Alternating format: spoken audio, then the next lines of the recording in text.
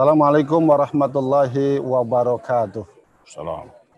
Alhamdulillah wassalatu wassalamu ala Rasulillah wa ala alihi wa sahbihi wa mawala la haula wa la quwata illa billah amma ba'du.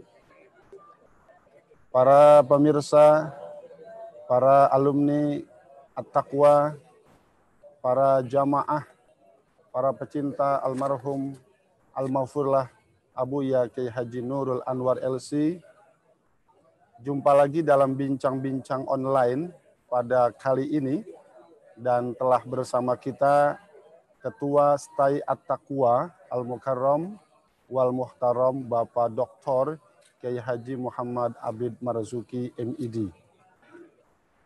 Di mana bahasan kita pada kali ini terkait dengan visi dan gagasan Abuya Al-Maghfurlah Kiai Haji Nurul Anwar LC untuk umat.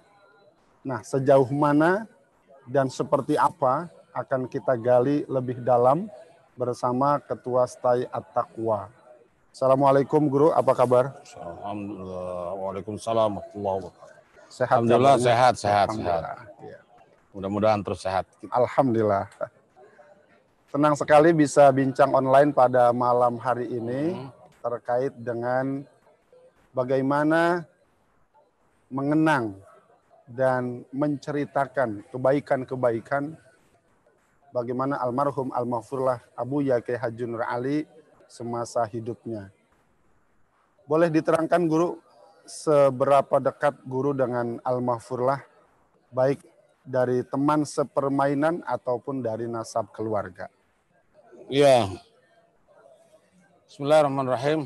Alhamdulillah wassalatu wassalamu ala Rasulillah. Amma ba'd.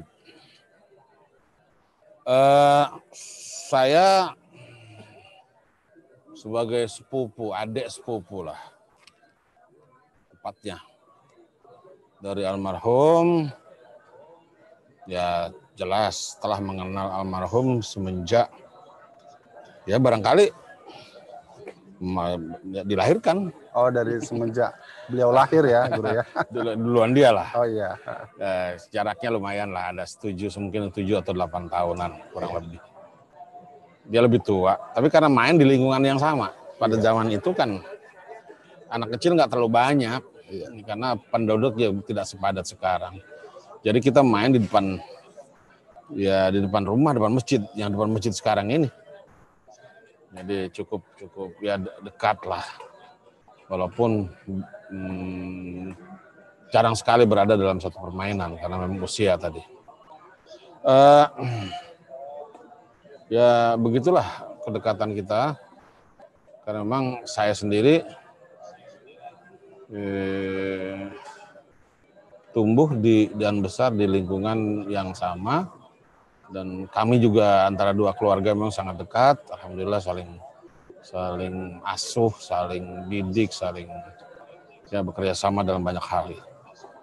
Dalam masa sepermainan dengan almarhum Abuya, pada saat anak-anak itu bagaimana sikap beliau, dalam arti apakah pendiam ataukah memang sama seperti layaknya anak pada umumnya, aktif atau seperti apa Guru ya? Iya.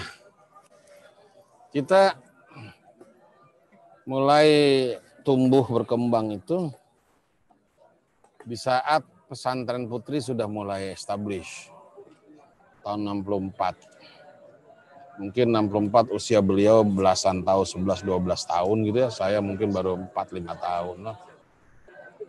Jadi teman bermain kita udah beragam lagi. Iya. Karena sudah ada santri-santri, putri dan lain sebagainya. Ala kulihal, beliau ini sangat diterima dalam bergaul dengan semua pihak. Baik kita teman-teman yang dari cucu Engkong Haji Anwar yang laki-laki maupun yang perempuan, beliau sangat diterima, sangat dekat dengan semua pihak. Berarti Guru mengetahui bagaimana beliau masa kecil, dan kita akan perdalam bagaimana beliau belajar dari level yang paling sederhana sampai kepada perguruan tinggi, mungkin bisa diceritakan di mana saja, Guru? Sepanjang yang saya ingat, beliau itu di At-Taqwanya waktu itu At-Taqwa belum membentuk MMA. Madrasah Menengah At-Taqwa itu tahun secara definitif atau tahun 72-an, 712. Beliau di At-Taqwa itu masih At-Taqwa yang pesantren. Oh, pesantren. Walaupun sudah menggunakan kurikulum madrasah, yaitu kurikulum Gontor. Karena sejak tahun 62, 63 kesini sudah mulai dikenalkan. Tapi institusinya masih pesantren. Maka tahun 70, 69, 70, Kiai Nur Ali itu mengenalkan sistem ganda. Kita nih, ada pesantren, ada madrasah, ada MMA. Lama-kelamaan, pelan-pelan yang pesantrennya hilang, madrasah. Jadi menurut pandangan hemat saya, beliau ini tamat ketika itu masih pesantren. Belum madrasah. Namun lagi-lagi pesantren juga bukan pesantren tradisional, tapi pesantren yang sudah klasikal. Karena sudah menggunakan kurikulum Gontor dan kurikulum yang lainnya. Kemudian beliau melanjutkan pendidikan di IAIN Syarif Hidayatullah pada saat itu. Ngambil jurusan adab bahasa Arab. Ya 1-2 semester. Semester ketiga atau tahun keduanya beliau berangkat ke Mesir, kemudian ke Syria. Mengambil jurusan fikih kalau nggak salah. Nah, di sini saya sesungguhnya ada satu catatan penting buat saya, dan ini mungkin publik belum banyak yang tahu dalam kaitan dalam perjalanan akademik beliau. Tahun 82-83 saya masuk Saudi Arabia di King Saud University, Riyadh. Tahun 85 sekitar, saya kurang begitu ingat tahunnya, antara 85-86, saya dikirimi oleh beliau satu amplop coklat isinya ijazah CV lah, CV beliau, ijazah dan lain sebagainya, transkrip nilai. Di situ saya tahu persis bahwa beliau jurusan fikih, syariah lah kira-kira. Kemudian beliau minta tolong proses, kalau bisa saya bisa ngambil S2 di Saudi. Dalam perjalanan saya tentunya kita memproses untuk negara orang atau di negara orang tidak mudah. Dalam perjalanan saya memproses, saya pulang tanah air, liburan. Ketemu beliau. Apa jawaban ungkapan beliau? Almarhum bilang, Bid, ya karena manggil saya itu bad bid aja, karena dari kecil sudah begitu. Udahlah jangan diterusin ya, kenapa emang? Karena udah sibuk, udah nikah, udah ngurusin sama Baba, udah sudah ngurusin anak sekolah, anak-anak Taqwa putra maksudnya, pesantren. Iya. Mudah-mudahan nanti katanya anak-anak atau murid-murid anak bisa lebih tinggi pendidikan dari anak. Kalimat ini yang saya catat betul. Bahwa ini saya pikir ini sebuah mimpi dia pribadi yang dia ikhlaskan untuk dia pendam, kemudian dia dorong anaknya, murid-muridnya yang akan maju ke depan. Saya pikir ini jarang loh, jarang dalam pengertian pemimpin yang merelakan dirinya. Seperti ya itu, kemudian dia bertahan di titik yang sama, kemudian dia dorong muridnya, anak-anaknya, putra-putrinya untuk maju. Ini yang saya lihat perlu kita berikan satu penghargaan khusus. Kadang-kadang pemimpin tidak rela kalau muridnya lebih pintar dari dia, tapi justru malah dia mendorong. Ini luar biasa.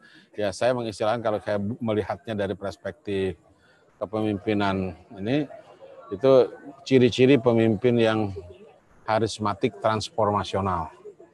Dia punya harisma, punya visi yang bagus, ya tadi visi futuristik ke depan, punya arah yang jelas, tapi dia juga memberikan ruang buat anak dan murid-muridnya untuk maju berkembang.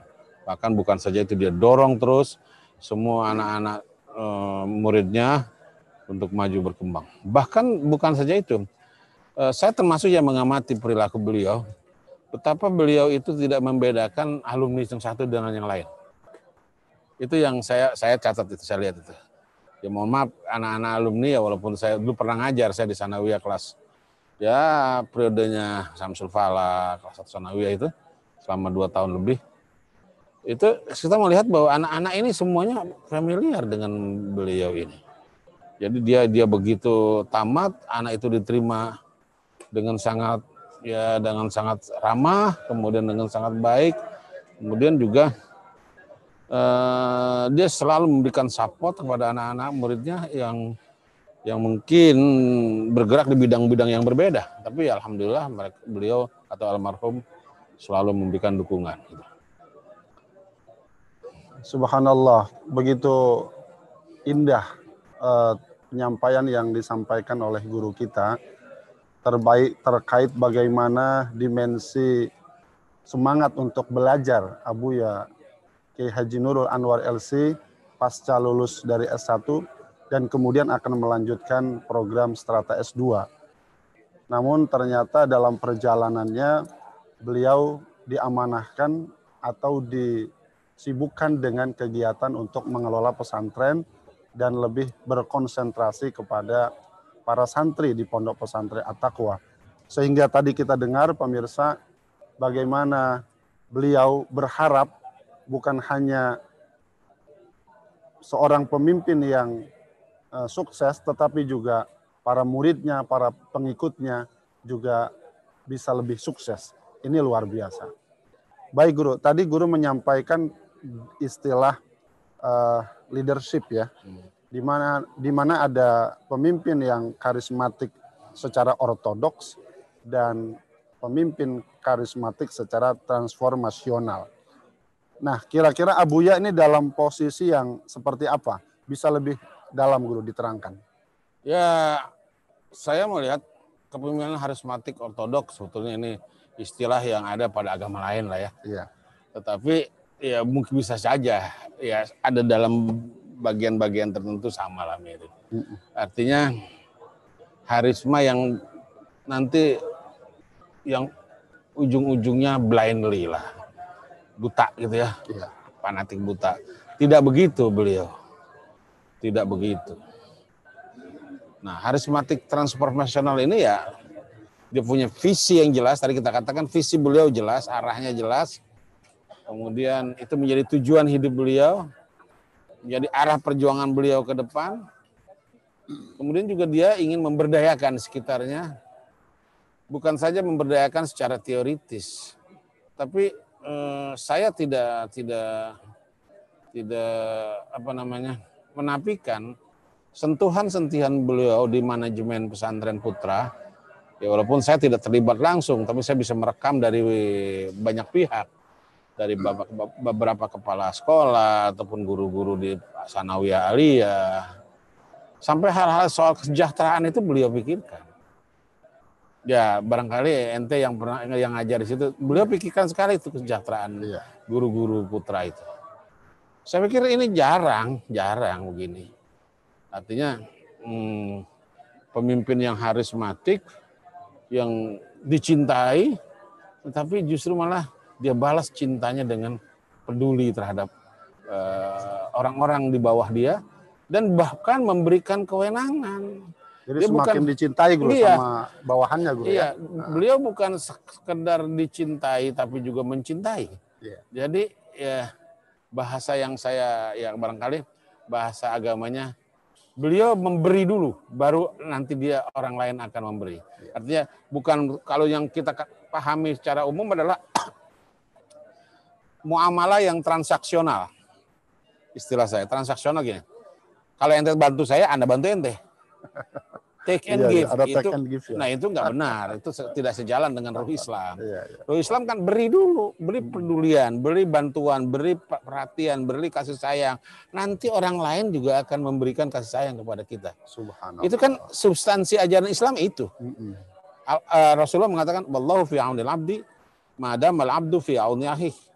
Allah akan menolong seorang hamba kalau seorang hamba akan menolong saudaranya. Artinya tolong dulu orang lain, beri dulu cinta kepada orang lain, peduli pada orang lain, nanti orang lain akan peduli kita. Dan ini saya menemukan ada pada beliau ini. Sampai mohon maaf, saking menjaga perasaan muridnya. Ini saya pernah cerita sedikit, ada penggalan cerita.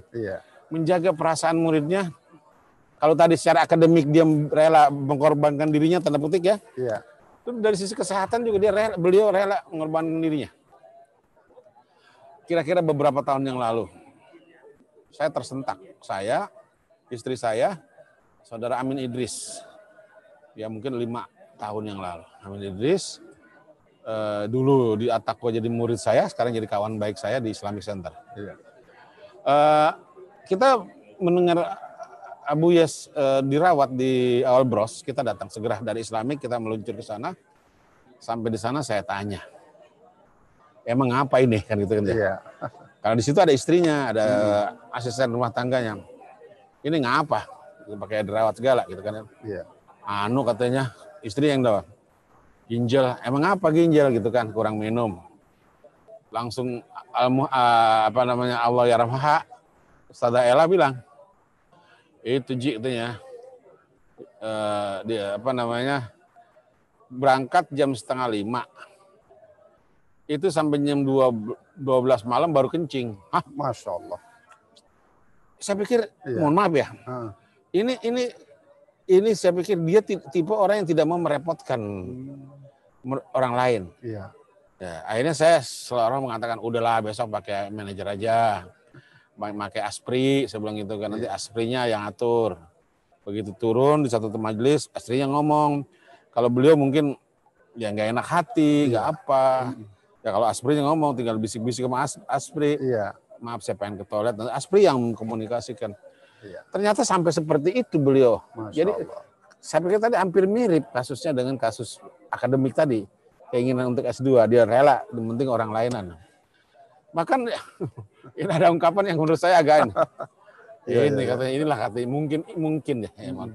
Mungkin inilah yang maksud murid membunuh guru. Mas. Kaget kita. Ada awak loh, Iya, kata iya, Amin iya. Idris, maksudnya bro, ini.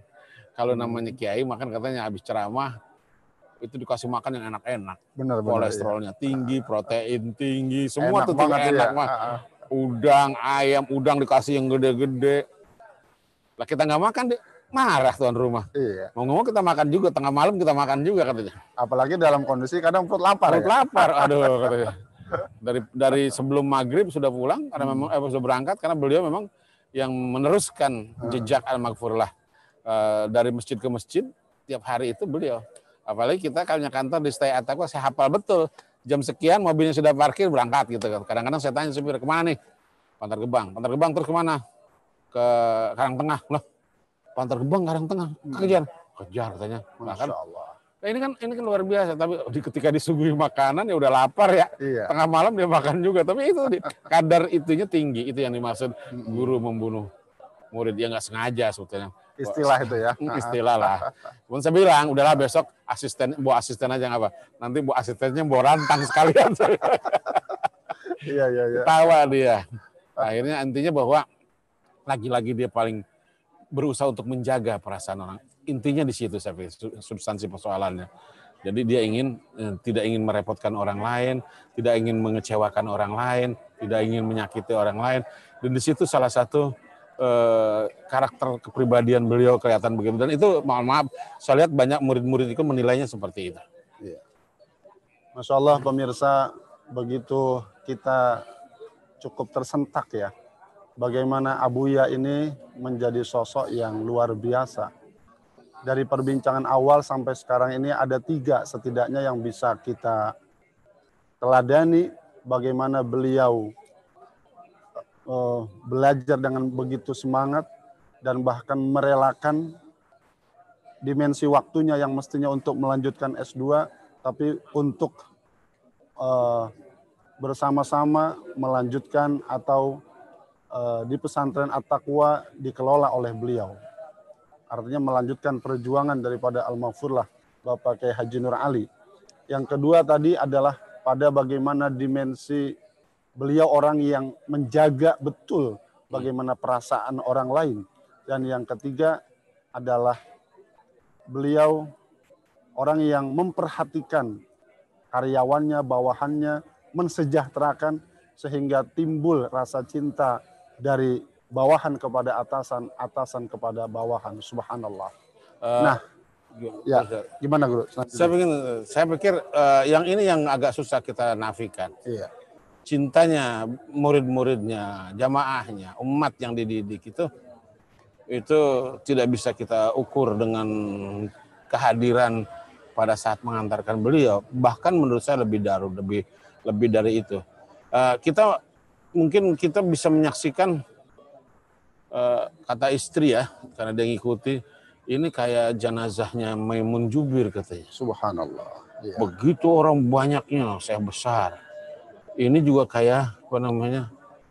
Ketika ya kita menyaksikan ya, untuk begitu banyak orang yang ingin mengantarkan beliau. Saya pikir itu cinta yang nggak bisa kita ukur. Luar biasa Guru ya. Begitu banyak jamaah ya. Iya. Kemudian boleh saya tambah lagi? Iya, iya. Begini, kalau tadi kita melihat ya barangkali mimpi atau cita-cita atau visi beliau begitu, beliau bukan sebatas visinya itu yang mungkin mimpi belaka, tapi dia juga secara serius mewujudkan visi itu. Saya mengistilahkan visi tajdid, dan ini memang ya mohon maaf. Ruh at-taqwa itu ruh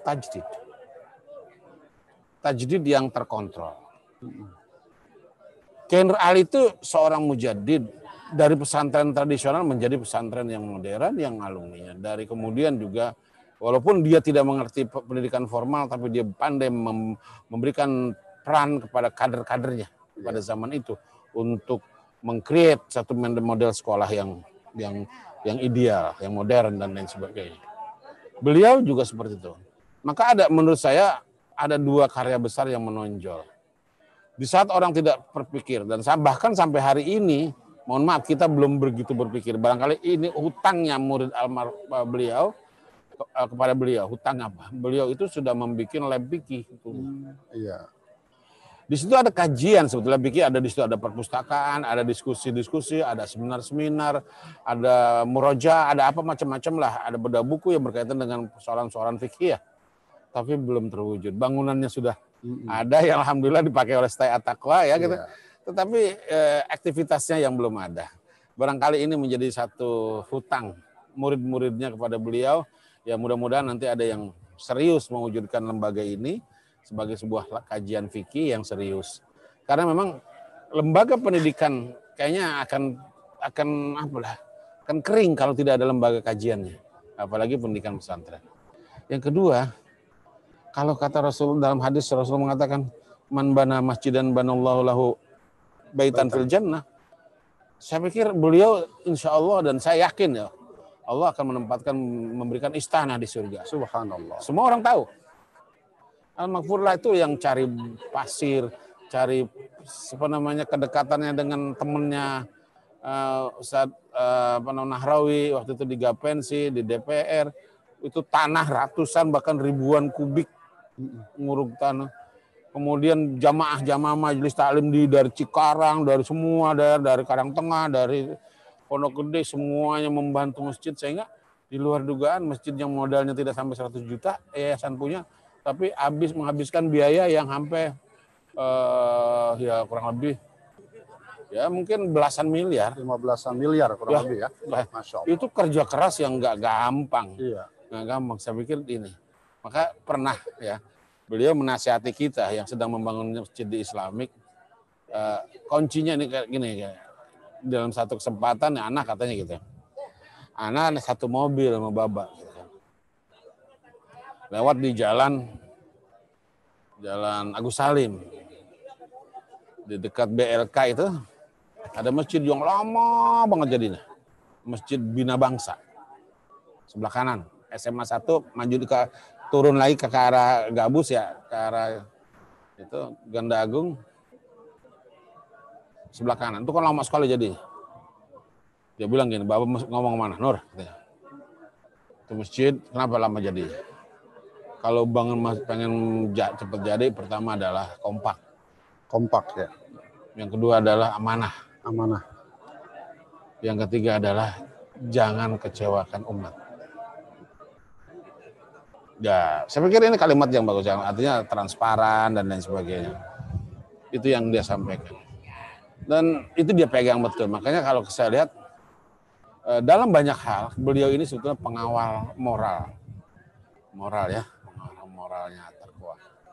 Dan mudah-mudahan ya, saya yakin ini menjadi amal soleh beliau yang tidak pernah terputus ya ganjarannya. Ad'afa mudha'afa. Amin. Ya kita nggak perlu menghitung berapa, tapi Allah lah yang akan memberikan ganjaran yang seadil-adilnya buat Amin. beliau. Tambah penasaran lagi nih kita pemirsa ya, mau tanya lebih dalam tentang sosok Abuya. Kalau boleh tahu nih Guru, apa nih hobi almarhum ini kira-kira? Nonton bola. Oh, nonton bola ya? Saya tahu beliau bukan pemain bola. Oh, Zaman iya. kecil dia nggak suka main bola. Yang suka main bola itu adeknya, Dustur namanya, teman main saya. Iya. Main bola waktu main keraras. Di keraras, di bundel-bundel gitu. Bola keraras, dia kurang. Tapi dia, menurut cerita dia kepada saya, anak kalau pulang taklim itu ada bola, apalagi Piala Dunia. Udah kagak tidur tuh, sampai goreng telur sendiri. Itu nonton bola deh, nonton bola. Kita malah baru tahu ya, kalau ternyata hobi beliau itu nonton bola ya. Dia cerita sama saya. Iya. Istrinya pun cerita, udah ada bola kata susah, kita udah pokoknya udah melotot TV aja kata pulang taklim. Selain bola katanya beliau suka traveling, gimana tuh Guru? Nah, itu. Iya. Ya, mohon maaf ya. Iya. Ya, saya juga menganjurkan pada orang-orang yang sangat sibuk seperti beliau ini untuk refreshing. Iya. Ya, melihat suasana di luar, karena hari-hari kan dia berinteraksi dengan orang itu juga. Iya. Dia traveling, dia nikmati. Ya mungkin ya beliau ini ya, saya boleh kalau dalam bahasa yang agak ya bahasa sekarang itu penggemar kuliner. Penggemar kuliner ya. ya. Saya tanya, hobi makan apa? Apa aja Pak, makan yang penting halal gitu kan. Jadi penggemar kuliner. Dia suka traveling kemana-mana. Maka jangan heran kalau beliau itu sebentar-bentar udah ada di mana. Sampai-sampai ketika beliau kepraktikan pulang kan ada cerita itu ya, cerita menarik pada waktu itu soal paspor. Kita bercandain terus sama ketika rapat Islamik. Makanya kalau makan visa mau jauh-jauh katanya gitu. Makan visa depan rumah juga ada karama gitu kan. Iya. Ya arti bercandain seperti itu. Ada kuliah beliau memang suka traveling. Dan itu penting. Kadang-kadang dengan traveling kita bisa melihat bagaimana dunia luar, bagaimana orang lain membangun, bagaimana orang lain berkomunikasi. Dia pernah di Hong Kong cukup lama ya, diundang sama Ustadz Muhaimin mungkin hampir 10 hari. Beliau juga belajar dari komunitas di sana, melihat bagaimana orang-orang berdisiplin dan lain sebagainya. Jadi itu cara belajar yang menurut saya yang sangat tepat gitu cara belajar. Karena selain kita melakukan refreshing, penyegaran kembali, juga kita bisa belajar dari lingkungan-lingkungan yang baru ya misalnya. Iya. Jadi ternyata kita baru tahu Abuya ini senangnya nonton bola. Dan traveling ya, juga kuliner. Nah, penting nih buat sahabat-sahabat, buat para pemirsa, olahraga, kemudian traveling biar nggak stres, biar nggak bete, melihat bagaimana dunia luar. Ya. Baik, kita kembali Guru, tadi menarik ya, terkait dengan ruh tajdid yang terkontrol ya. Nah, ini kan sebaran alumni ini sudah sangat banyak ya. Sehingga ketika saat halal bihalal itu lebaran, itu santri yang datang begitu banyak gitu. Nah, bagaimana pandangan Guru dari cara mungkin visi atau gagasan Abuya, bukan hanya lebaran dalam konteks silaturahim secara piece to piece, tapi ada dalam konteks apa lagi nih Guru kira-kira? Ya di sini saya mengistilahkan tajdid yang tadi Antim sebut itu tajdid yang terkontrol. Di awal saya katakan bahwa ruh at-taqwa itu tajdid. Karena at-taqwa bisa begini nih, itu hasil tajdid melalui proses asimilasi dengan lembaga-lembaga lain. Ya, kemudian ya mohon maaf ya, Al-Maghfurlah pulang dari Mekah tidak seperti seorang guru besar bawa segudang konsep yang siap. Tidak. Iya.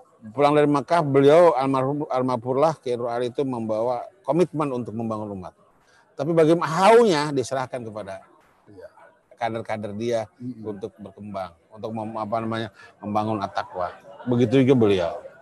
Nah, dalam kaitan tajrid terkontrol, akhir-akhir ini beliau termasuk yang gelisah. Mohon maaf dengan gerakan-gerakan yang ya menurut catatan beliau sudah kebablasan. Sekali waktu beliau disuguhkan satu buku oleh teman kita, ini cerita teman kita juga, Saudara Amin Idris. Lu baca apa Min tuh? Katanya. Nanti baca apa? Anu guru, baca Islam liberal gitu kan. Waktu itu sedang ya ngetren lah pada zaman itu. Begitu dia pegang bukunya, dia bolak-balik begini.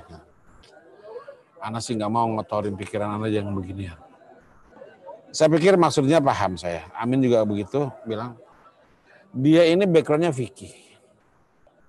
Ya tentunya telaah referensi yang biasa dibaca beda dengan pemikiran orang Usuluddin barangkali familiar dengan istilah ini.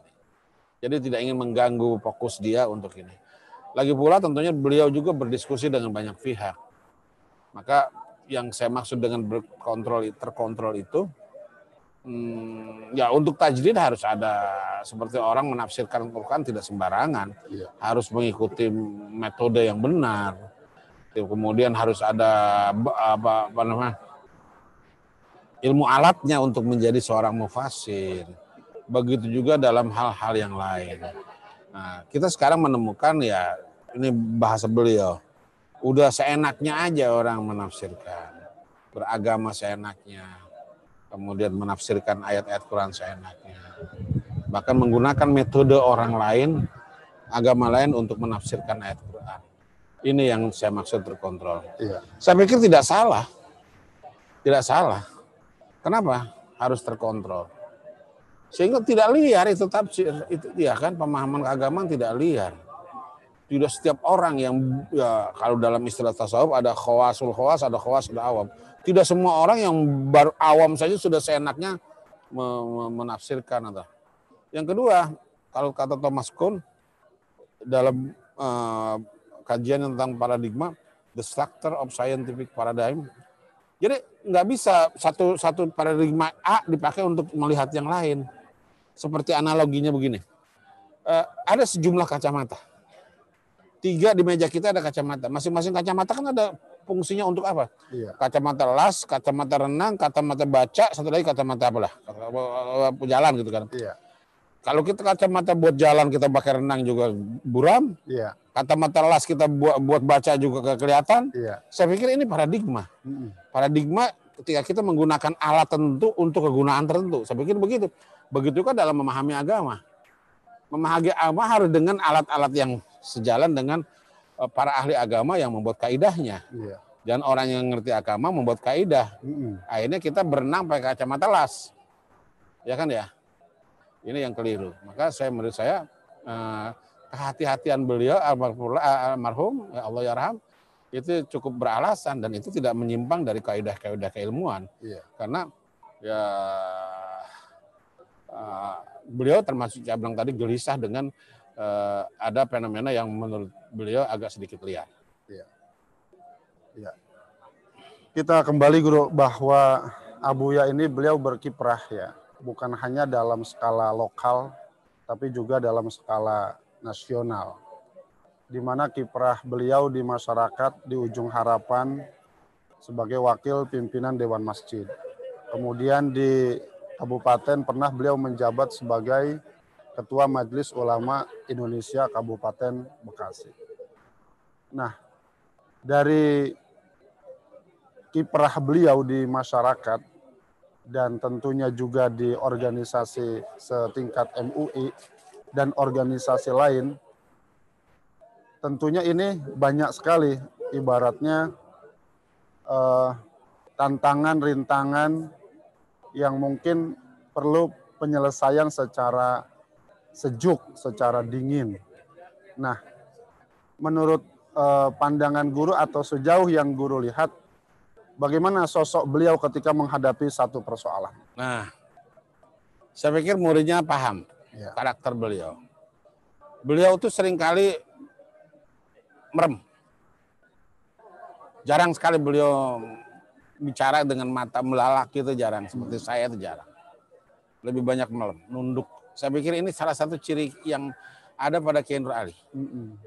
Kiai Nur Ali kalau ngomong sesuatu yang agak muskil atau ketemu tamu yang dia belum kenal atau ada masalah, beliau lebih banyak merem. Jarang sekali. Ya, saya ingat saya cukup paham lah kalau Kiai lagi merem berarti ada sesuatu nih. Masya Allah. Ada sesuatu. Kira-kira begitu. Begitu juga putranya ini, almarhum Abuya ini. Itu menggambarkan orang yang tenang, hati-hati, tidak gegabah. Karena gini, kalau berkomunikasi face to face seperti kita begini, ekspresi ente anak baca, ekspresi anak ente baca. Iya kan gitu ya? Iya. Tapi beliau tidak ingin melihat sesuatu yang berdasarkan ekspresi. Bisa saja ekspresi itu beda dengan yang di hati kita kan gitu ya. Iya. Nah itu yang beliau, saya pikir beliau. Jadi ketenangan, keteduhan yang beliau miliki ini tentunya sangat bermanfaat untuk menyelesaikan problema keumatan. Iya. Dan itu dibuktikan lah, ya buktikan. Ya barangkali beliau ini Abuya ini ya kalau diamanatkan di posisi yang lebih tinggi pada level yang lebih tinggi pun tingkat provinsi atau tingkat pusat beliau berhasil. Iya. Menurut pandangan saya berhasil karena orangnya mau belajar, kemudian juga saling menghargai orang lain. Kemudian mudah membangun networking mudah. Ya dia bekerja sama dengan banyak orang mudah. Ada orang yang susah membangun jaringan, tapi beliau juga. Untuk yang satu ini saya pikir ini salah satu keunggulan beliau lagi.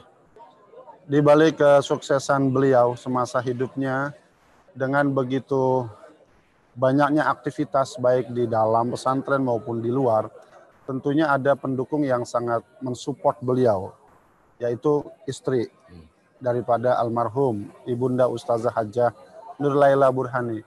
Bagaimana guru melihat sosok almarhumah ini? Ya, saya pikir ini satu pilihan yang tepat ya. Ustazah Ella ini dari sisi personality lebih agresif. Dia bergaulnya lebih terbuka pada zaman. Waktu itu Abuya ini kan sosok yang awalnya agak pemalu.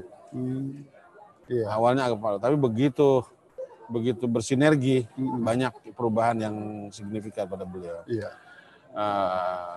Ustazah Nur Laila ini kader At-Taqwa pertama yang dikirim untuk belajar TK. Iya. Belajar TK. Waktu itu di Darul Mukminin di sekitar Cipinang Melayu itu. Darul Mukminin kalau nggak salah. Di situ bersama dengan Ustazah Aisyah Nur. Jadi memang seorang pendidik yang bisa bukan saja mendidik murid-murid di TK-nya, tapi mendidik anak-anaknya. Iya. Terlihat putra-putrinya, alhamdulillah, relatif berhasil dan bahkan insya Allah ke depan kita melihat putra-putrinya akan terus maju dan berhasil. Ini juga hasil sinergitas antara dua figur tadi. Iya. Ya menurut saya almarhumah Ustazah Nur Laila, kemudian Abuya ini sudah membangun satu lingkungan keluarga yang bagus. Iya. Ketika almarhumah Ibu Ustazah Hajjah Nur Laila wafat pada hari Jumat dan ternyata disusul beberapa hari, yaitu pada hari Selasa 27 Oktober almarhum Abuya juga wafat.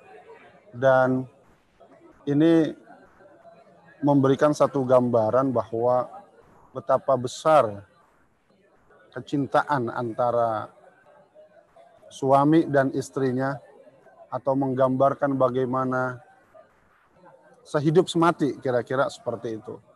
Yang tentunya ini juga memberikan satu mungkin kesedihan, dan kita berharap semoga almarhumah dan Abuya kuburnya dijadikan raudhah min riyadil jannah. Nah, terkait dari sosok dua manusia ini yang kecintaannya begitu besar, kira-kira apa yang bisa diambil hikmah buat kita generasi muda ataupun para pecinta Abuya, Kiai Haji Nur Anwar LC? Ya itu tadi. Ya mencintai almarhum dan almarhumah ini sebagai dua hamba Allah yang bersinergi secara positif dan hasilnya ya kita bisa lihat sekarang. Tentunya dengan cara mentauladaninya.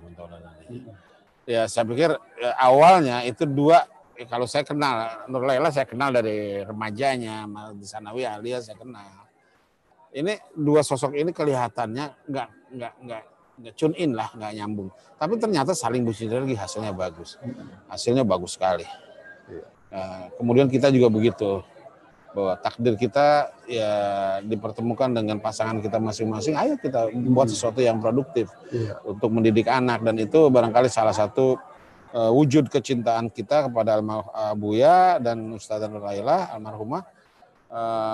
Kemudian kita tauladani, ya kita barangkali yang paling penting dari semua itu adalah kontribusi kita ditunggu untuk membangun Labfiki, membangun lembaga kajian Islam di At-Taqwa. Kemudian juga kalau untuk yang akhwat barangkali yang concern terhadap pendidikan anak, ya bangun tuh. Kalau perlu ada lab At-Taqwa Lab School-nya untuk TK. Sehingga kajian-kajian itu berkembang. Sehingga jangan sampai kita cuma sekedar menjadi pengikut atau menjadi konsumen dari metode yang lain. Kita bisa menciptakan metode sendiri, dan itu saya yakin mampu kalau alumni At-Taqwa bersinergi serius menangani persoalan itu. Itu kira-kira.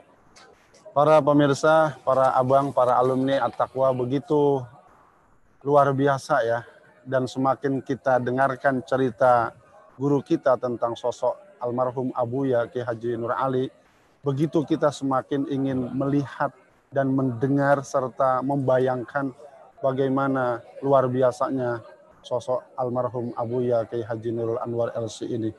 Tentunya banyak kebaikan-kebaikan beliau yang telah beliau lakukan, dan ini menjadi inspirasi buat kita sebagai muridnya untuk melanjutkan estafeta perjuangan beliau.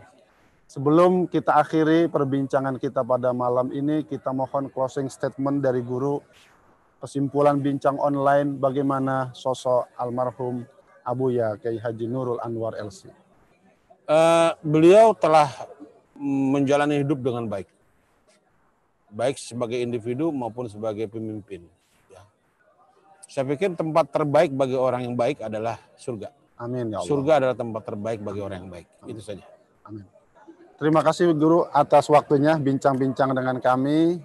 Terima kasih juga kami ucapkan kepada para pemirsa, para abang, para empo, alumni At-Taqwa, dan seluruh jamaah yang menyaksikan acara ini, para pecinta almarhum Abuya Kiai Haji Nurul Anwar LC.